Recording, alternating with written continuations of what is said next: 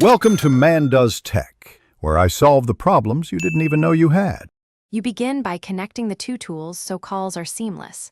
Sign in to Zoom from within Slack and grant required permissions. This links your Zoom account to the workspace. Once done, open the channel or DM where you want the meeting and type /Zoom to start initiating a call. Make sure to select whether this is an instant meeting or scheduled.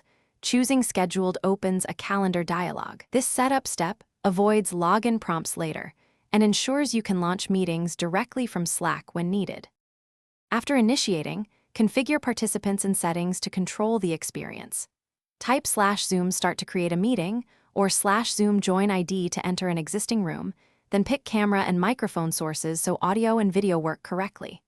Once created, Slack posts a join link. Click to open in the Zoom app or browser. You can also paste that link into a channel or DM, or attach it to a calendar event for scheduled attendees. Doing this ensures everyone knows how and when to connect.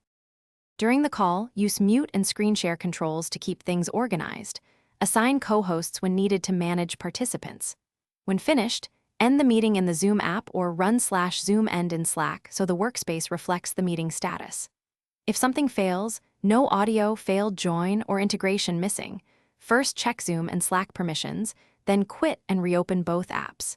If that fails, reauthorize the Zoom app in Slack. This usually resolves token or permission errors and restores function. Thanks for watching. If you found this helpful, don't forget to like and subscribe.